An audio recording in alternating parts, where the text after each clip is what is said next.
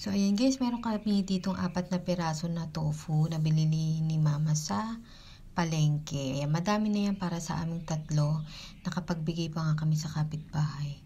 So, ayan, hiniwa lang namin siya ng pa-squares. Bilang tofu squares nga itong ating gagawin. Ayan. Tapos, from top to bottom, yung nasa taas is flour. Yung nasa gitna is egg. And then, yung nasa baba is breadcrumbs. Yung flour, naglagay kami ng pepper. Then, minix lang. Tapos, yung egg. 1 egg lang yan, guys. Nag-add kami ng konting water para dumami siya. Kasi alam niyo namang mahal na rin ang itlog ngayon. Para isang egg lang ang gagamitin namin.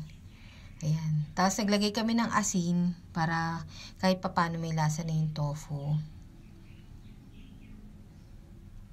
Tapos, batihin lang. O, diba? Nagmumukha siyang madami.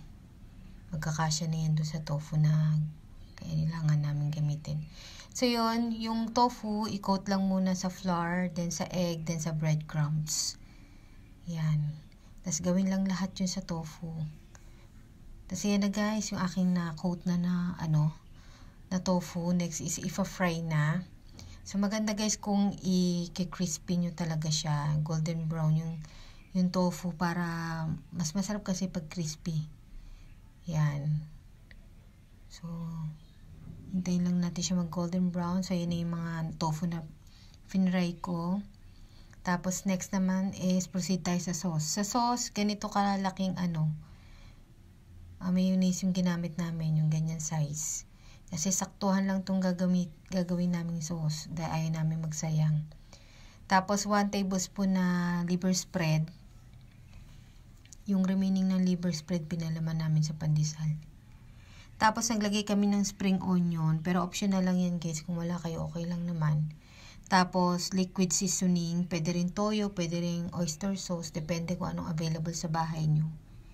And then, calamansi. 1 tablespoon calamansi. Pwede nyo bawasan. Again, depende sa panlasa. Minix lang. And then, nag-add din kami ng water para hindi masyadong malapot. Yan. Tapos, spring onion ulit. Tapos, onting tubig ulit kasi kailangan pang dagyan. Tapos, hindi pa kami nasatisfy sa lasa kaya nag-add kami ng onti pang liquid seasoning at saka ng sugar. Yan, sugar yan nilagay namin. Tapos, naglagay din kami dyan guys ng pepper, hindi lang nakuhanan ng video. So, ayan, nilagyan ko muna lahat ng tofu. Kasi alam niyo naman, saktuhan lang tong aking sauce, baka mabitin tayo. Kasi alam niyo namang hindi siya gaano marami. Para evenly distributed din yung sauce sa lahat ng tofu. So, ayan. Tapos, naglagay din ako dyan ng chili oil o chili sauce. Actually, tira lang yun dun sa siomai na binili namin sa palengke. Para may magamit ako for today's video. Tapos, yan, yung spring onion pang garnish. Ayan na guys, yung finished product. Ayan. Pwede nyo yung kainin guys ng papakin nyo lang or i-partner nyo sa kanin. Kami pinartner namin sa kanin para makatipid kami sa lunch. Masarap siya guys. Tingnan nyo naman may bawas na kaagad. Di pa nga nabibidyohan.